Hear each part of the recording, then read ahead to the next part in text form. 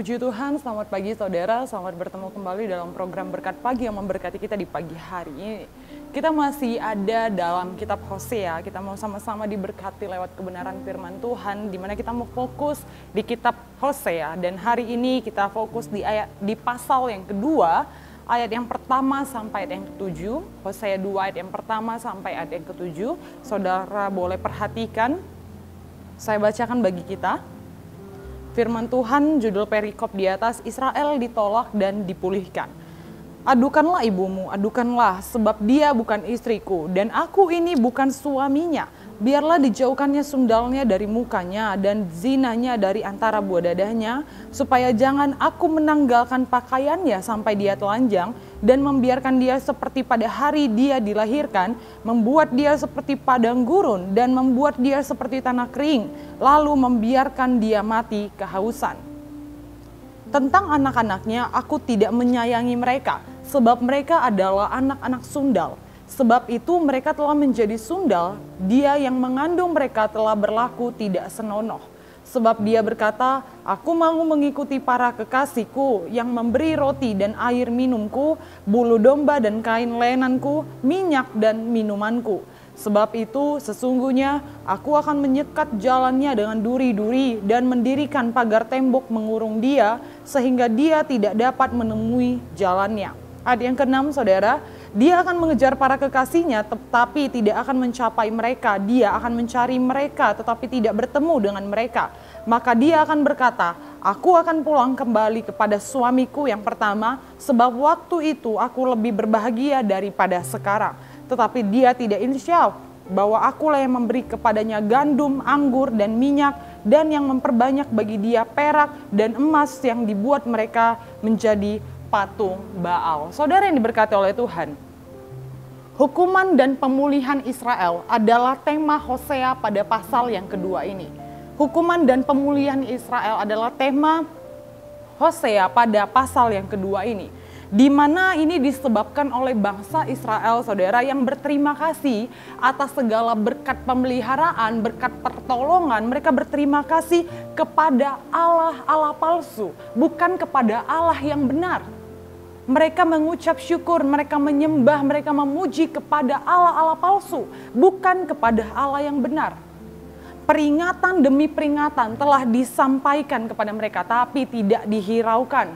Oleh sebab itu saudara, Allah murka dan Allah mengizinkan bangsa Israel menerima hukuman. Allah mengizinkan bangsa Asyur pada kala itu untuk dapat mengalahkan bangsa Israel.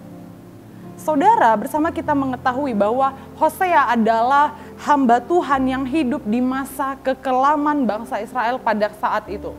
Dan bukan hanya itu saja, Hosea tidak hanya menghadapi umat Israel, Hosea tidak hanya menghadapi bangsa pilihan Tuhan, tapi Hosea juga menghadapi istrinya yang berubah setia kepadanya. Gomer adalah istri Hosea yang tidak setia kepada suaminya dan kepada Tuhan. Sehingga perbuatannya tersebut mengakibatkan kehancuran dalam rumah tangganya. Dan ketidaksetiaan Gomer kepada Hosea itu menggambarkan ketidaksetiaan bangsa Israel kepada Tuhan Allah. Ketidaksetiaan Gomer kepada Hosea itu menggambarkan ketidaksetiaan bangsa Israel kepada Tuhan Allah.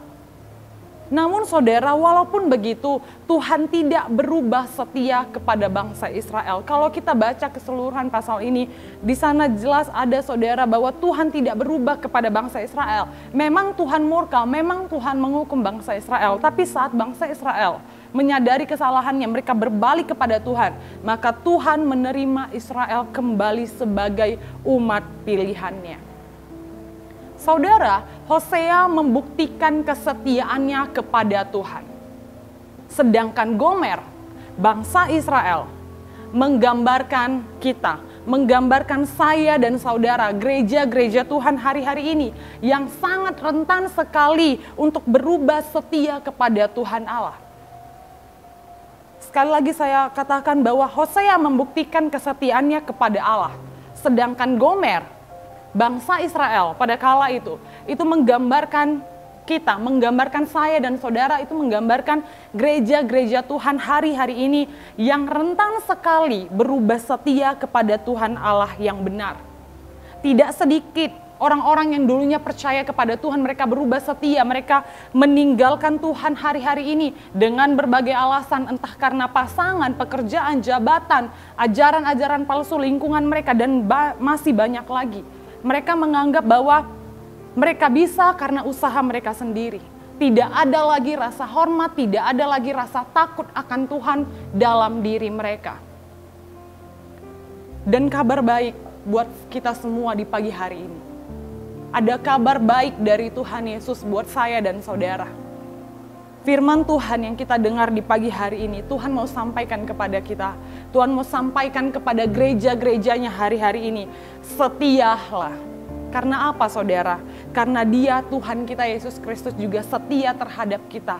Tuhan Yesus Kristus setia terhadap saya dan saudara. Kasih dan kebaikannya senantiasa setia menyertai umat-umat Tuhan. Setia menyertai gereja-gereja Tuhan. Dan bukan hanya itu saja saudara, namun mengapa kita harus tetap setia? Mari kita perhatikan dalam Wahyu 2 ayat yang ke-10. Di sana firman Tuhan dengan jelas dikatakan, Wahyu 2 ayat yang ke-10 kita baca dari awalnya. Jangan takut terhadap apa yang harus engkau derita, sesungguhnya iblis akan melemparkan beberapa orang dari antaramu ke dalam penjara supaya kamu dicobai dan kamu akan beroleh kesusahan selama 10 hari. Perhatikan ayat yang selanjutnya saudara, kalimat selanjutnya. Hendaklah engkau setia sampai mati dan aku akan mengaruniakan kepadamu mahkota kehidupan. Saudara yang diberkati oleh Tuhan, firman Tuhan dengan jelas menyatakan kepada kita ada upah bagi mereka yang setia. Ada upah bagi kita yang setia kepada Tuhan Allah. Ada mahkota kehidupan yang Tuhan Yesus sudah siapkan bagi saya, saudara, gereja-gereja Tuhan yang mau tetap setia kepada Tuhan Allah yang benar. Karena itu, mari apapun yang terjadi dalam kehidupan kita, kita mau tetap setia mengikut Tuhan. Amin. Kita mau tetap setia menyembah Allah yang benar. Tuhan kita Yesus Kristus. Demikian firman Tuhan pada pagi hari ini, kiranya boleh memberkati saya dan saudara. Immanuel, Allah menyertai kita.